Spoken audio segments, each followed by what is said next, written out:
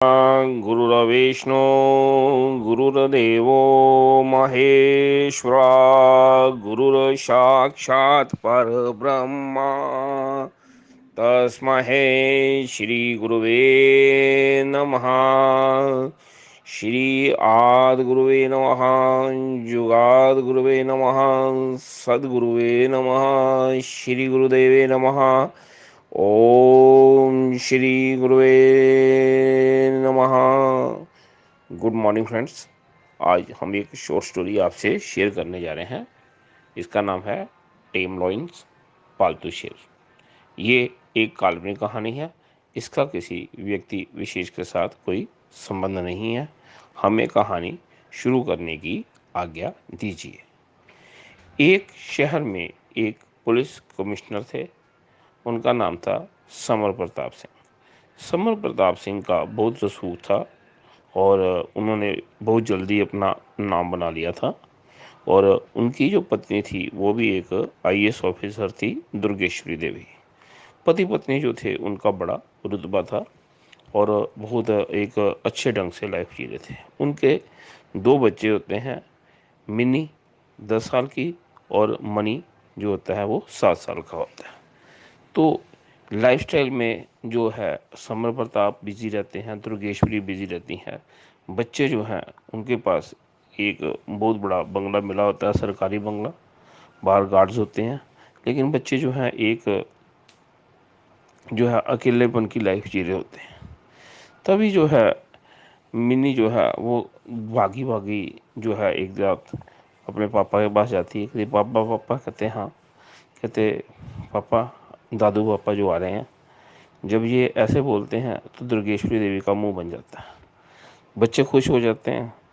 तो यहाँ पे ठीक है, जो समर प्रताप है वो अपनी बेटी के सिर पे हाथ फेरता है, कहता है ठीक है कोई बात नहीं, आप जाओ। दुर्गेश्वरी जो है वो गुस्से में आ जाती है, तुम्हारे पिताजी फिर गांव से आ रहे हैं, यहाँ पे तुम्हारा नाम है कि तुम एक कमिश्नर हो, समर प्रताप सिंह। इतना बड़ा नाम है, पुलिस तुम्हारे आगे सलूट बजाती है और तुम्हारे फादर आगे तुम्हें सुमो बेटा बोलते रहते हैं। तो हमारी प्राइवेसी जो है वो हर्ट होती है। वो गांव में है, ठीक है। यहाँ पे समर प्रताप बोलता है कि देखो, मदर की डेथ के बाद बाबूजी अकेले गांव में हैं, अगर कुछ दिन के लिए हमारे पास आ जाएंगे तो क्या है। दुर्गेश्वरी देवी कहती है कि बस तुम्हें पता ही नहीं है, अपना एक स्टेटस बन चुका है, हमारा एक स्टैंडर्ड है। तो वो ठीक है, वहाँ पे हम उनको पैसे भी भेज देते हैं। तो यहाँ पे समर प्रताप जी बोलते हैं कि मैंने हमेशा दुर्गेश्वरी तुम्हारी बात मानी है, अब मेरे फादर आ रहे हैं, कुछ दिन रहेंगे। कहती चलो ठीक है, लेकिन ये है कभी तुम्हारे फादर आ जाते हैं, कभी तुम्हारी बहनें आ जाती हैं, कभी उनके बच्चे आ जाते हैं। तो ये जो है मेरा अपना घर है कि मैंने यहाँ पे जो है वो खोला हुआ है कि कोई भी अगर यहाँ पे आए, हम बस उनकी हॉस्पिटैलिटी करते रहें, उनके लिए खाना बनाता रहें। यहाँ पे जो है समर प्रताप कहते हैं कि दुर्गेश्वरी तू इन चीज़ों को नहीं समझेगी। और 2 दिन के बाद उसके जो है समर प्रताप के फादर जो है वो आ जाते हैं। वो एक देहात में रहने वाले होते हैं। आते ही ऊंची ऊंची बोलना शुरू कर देते हैं, सुमो बेटा सुम बेटा सुम बेटा। समर प्रताप जो कि एक कमिश्नर है, उनका वो बहुत जल्दी कमिश्नर बनते हैं। और कमिश्नर बनने के लिए उन्होंने कई तरह की एडजस्टमेंट्स की हैं। किसके साथ? उन्होंने कई बार जो है अपने जो है असूल थे उनके साथ बहुत सारी एडजस्टमेंट की और वो एक सिस्टम का हिस्सा बन चुके थे। और आज उनको अपने बाबूजी जो है उन्हें देख के वो गले लगाते हैं, आशीर्वाद देते हैं। और वो बोलते हैं कि बाबूजी हम शाम को आएंगे। दुर्गेश्वरी भी जो है अनमने मन से उनको प्रणाम करती है। और जो समर प्रताप के फादर हैं वो दुर्गेश्वरी के बिहेवियर को अच्छी तरह समझते हैं, लेकिन उन्हें खींच के लाता है अपने ग्रैंडसन्स चिल्ड्रंस का जो प्यार होता है। मनी और मिनी जो है वो दोनों बहुत खुश होते हैं कि हमारे दादू बाबा आए हैं। तो यहाँ पे जो है कि जो समर प्रताप जाने लगता है तो यहाँ पे उसके फादर बोलते हैं कि बेटा, अगर आप अलाउ करो तो मैं बच्चों को ज़ू ले जाऊँ और सर्कस दिखाने ले जाऊँ। बच्चे बहुत खुश हो जाते हैं, ओ हम सर्कस देखने जाएंगे, हम ज़ू जाएंगे। समर प्रताप ना चाहते हुए भी कहता है ठीक है पिताजी जैसे आप बोलो, लेकिन साथ में वो अपने 2 गार्ड जो है उनको भेज देता है, ठीक है कि आप गाड़ी में जाना। तो यहाँ पे जो होता है बच्चे जो हैं बड़े खुश हो जाते हैं। बच्चों को जो है जो मूंगफली वाली जो है गुड़ जो होता है उनको बड़ा अच्छा लगता है। वो गांव से उनके दादू पापा उनके लिए लेके आते हैं। तो मिन्नी और मन्नी को वो बहुत प्यार करते हैं और मिन्नी और मन्नी बहुत खुश होते हैं, क्योंकि आगे पीछे उनके पेरेंट्स उनको बंगले से बाहर नहीं जाने देते।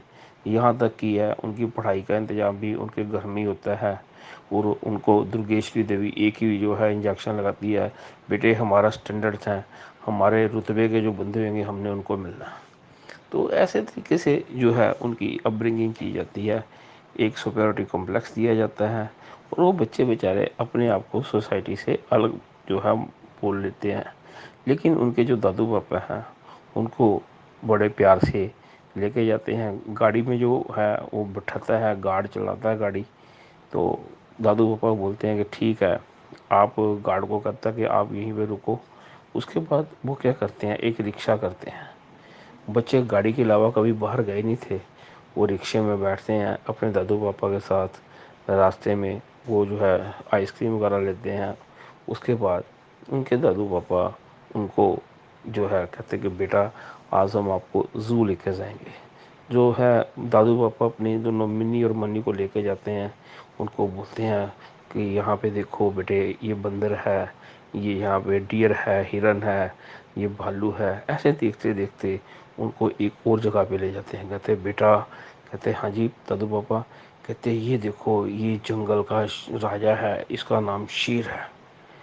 तो यहाँ पे जो मिन्नी और मनी जो होते हैं बच्चों की उत्सुकता आती है, कहते हैं ये आप बोलते हो कि जंगल का राजा है, ये शेर है, ये तो पिंजरे में बैठा हुआ है, लोग इसके इसको कोई ना कोई चीज़ डाल रहे हैं, ये खा रहा है, और आप इसको बोल रहे हो ये जंगल का राजा है। तभी समर प्रताप का फ़ोन आ जाता है कि पापा आप कहाँ पे हो? कहते बेटा हम जू में हैं। आप कहाँ पे हो? कहता मैं जी वो मंत्री जी के जो है कोई मीटिंग हो रही है, उसकी सिक्योरिटी चेक कर रहा हूँ। कहते ठीक है। तो ये इधर से बच्चे बोलते हैं कि ये जंगल का अगर राजा है तो ये यहाँ पे एक छोटे से पिंजरे में क्या कर रहा है। यहाँ पे जो है दादू पापा उनके बोलते हैं कि बेटा कोई बात नहीं, ये मैं तुम्हें फिर इसके बारे में बताऊंगा, अभी ये पॉइंट नोट कर लो। मिन्नी अपनी डायरी पे नोट करती है। कहते हैं अभी हमने सर्कस को एंजॉय करना है। सर्कस में जाते हैं। सर्कस में क्लोन होता है, वो हंसाता है। अक्सर क्लोन का काम हंसाना होता है, चाहे वो सर्कस हो चाहे वो दुनिया हो। क्लोन जो है वो हंसाते हैं, स्टेटस उनका कुछ भी हो। क्लोन जो है वो हमेशा जो है अपना जो रोल जो है वो अच्छे ढंग से निभाता है और लोगों को एंटरटेन करता है, लेकिन उसकी कोई वैल्यू नहीं होती। अब क्लोन ने बहुत हंसाया, खुश हुए सभी लोग। उसके बाद क्या होता है, धीरे धीरे भालू आता है, बंदा साइकिल चलाता है, लेकिन उसके बाद फिर वो कहता है कि अब चारों तरफ वो है एक पिंजरा लगा देते हैं बड़ा सा, और उसमें कुछ लॉइंस आते हैं। लॉइंस आके जंप लगाते हैं, एक छोटा सा गोला होता है आग का, उसमें से जंप लगाते हैं। वहाँ पे एक क्या कहते हैं, एक रिंग मास्टर खड़ा होता है, उसके इशारे पे शेर जो है अप डाउन करते हैं और लोग जो हैं बहुत क्लैप करते हैं।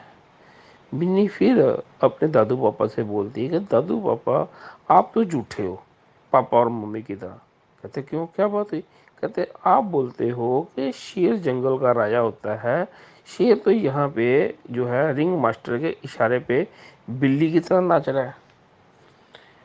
दादू पापा बोलते हैं कि बेटा कोई बात नहीं, मैं तुम्हें घर जाके बताऊंगा, अभी आपको इसको एंजॉय करना चाहिए। ठीक है। रात का टाइम होता है और इधर से दुर्गेश्वरी देवी जो है उसने क्लेश डाला होता है कि तुम्हारे पापा हमारी प्राइवेसी।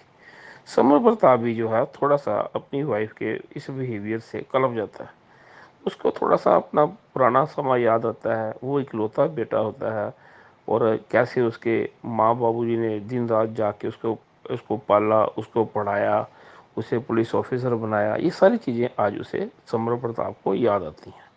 आज समर प्रताप जो है वो एक पुलिस कमिश्नर की बजाय एक उसके अंदर का बेटा जागता है। वो दुर्गेश्वरी को बोलता है कि ठीक है तू यहाँ पे बैठ, मैं कुछ टाइम अपने फादर के साथ स्पेंड करने जा रहा हूँ। तो इधर से उसके फादर जो होते हैं उसके बच्चों के कमरों में बैठे होते हैं। मिनी और जो है मनी उसके सिर पे हाथ रख रहे होते हैं। इधर से जो समर प्रताप आता है और कुछ नहीं बोलता, अपने पिता के सिर पे वो गोदी में सिर रख लेता है और उसके फादर जो है अपने बुजुर्ग हाथों से उसके सिर को सहलाने लग पड़ते हैं। इन बिटवीन जो मिनी होती है वो बोलती है, दादू पापा आज आज हमें आपने बहुत इंजॉय करवाया, आप हमें ज़ू लेके गए, आप हमें सर्कस लेके गए, लेकिन दादू पापा मेरा अभी भी एक क्वेश्चन है। आप बोलते थे कि शेर जो होता है वो जंगल का राजा होता है, ज़ू में भी देखा वहाँ पे भी वो बिल्ली बना हुआ था, और सर्कस में तो वो जो है रिंग मास्टर के इशारे पे नाच रहा था। तो ये बात मेरे को समझ नहीं आई, आप तो झूठ बोलते हो, जंगल का राजा ऐसा थोड़ी होता है।